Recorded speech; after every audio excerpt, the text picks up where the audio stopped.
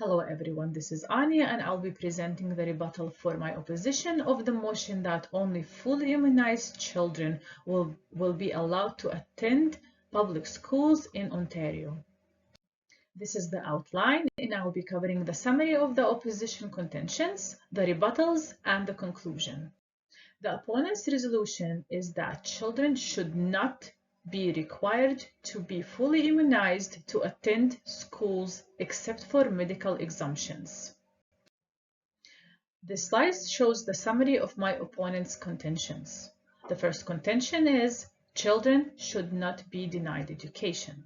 My opponent highlighted that education is a fundamental right and alternative strategies can promote vaccination without exclusion. The second contention is ethical and parental autonomy considerations. My opponent discussed that there must be balance between safety and personal freedom, and that trust and education built on acceptance better than mandates. And finally, in the third contention, my opponent covered public trust and effective policy, where trust and education increase vaccination uptake. Now moving on to the rebuttals. My first rebuttal is children will not be denied education. First, education is a fundamental right. With respect, the opposing argument presents a straw man fallacy. It misrepresents the original position. While we agree that education is a fundamental right, our stance does not argue to deny children an education. Rather, our position is that only fully immunized children should be permitted to attend in-person schooling. It is important to clarify that restricting school attendance is not equivalent to denying access to education. As defined in the initial presentation, school attendance refers to child's physical presence in an approved educational setting as mandated by provincial law.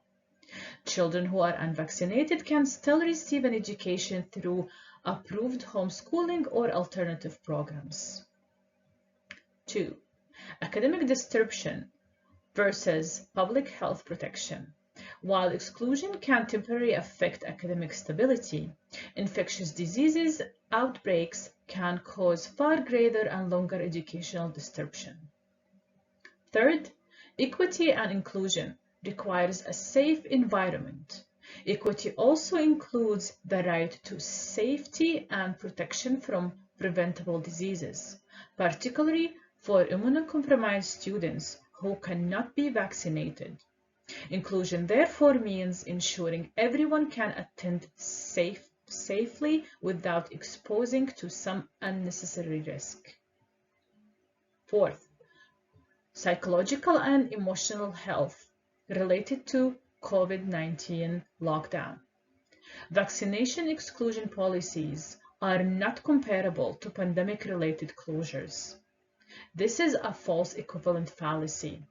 COVID-19 lockdowns involved complete system closure with all students, while immunization requirements involved individual accountability and minimum disruptions.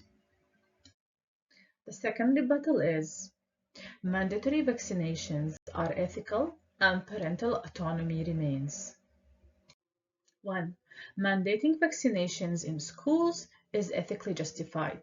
Canadian law balances parental rights with the province's responsibility to protect children's welfare and public health.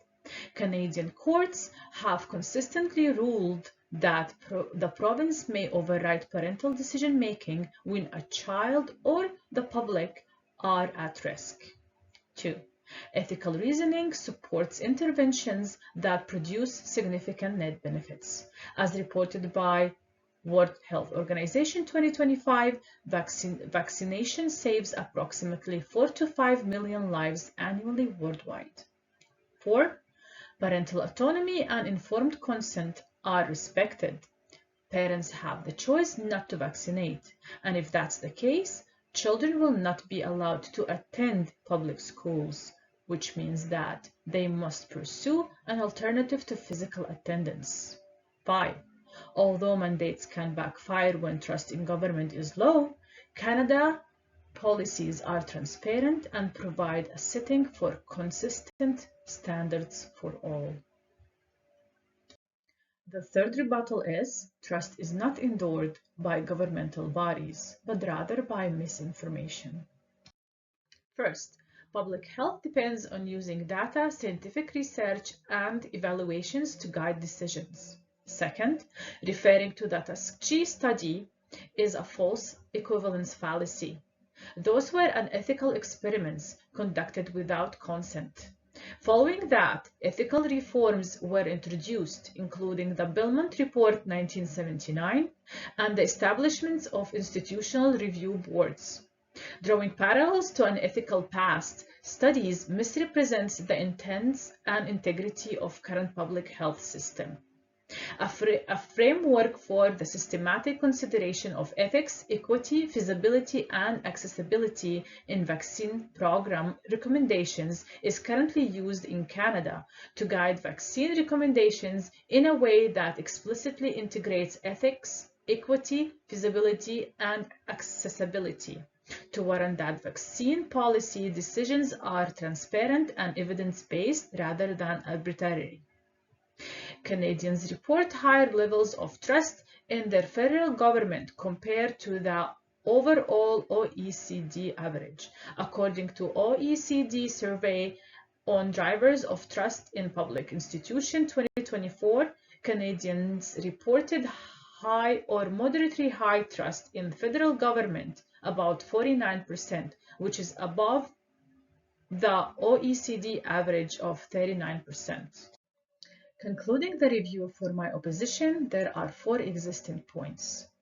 Our position never aimed to deny education. Rather, it ensures that all children can learn in a safe, inclusive spaces.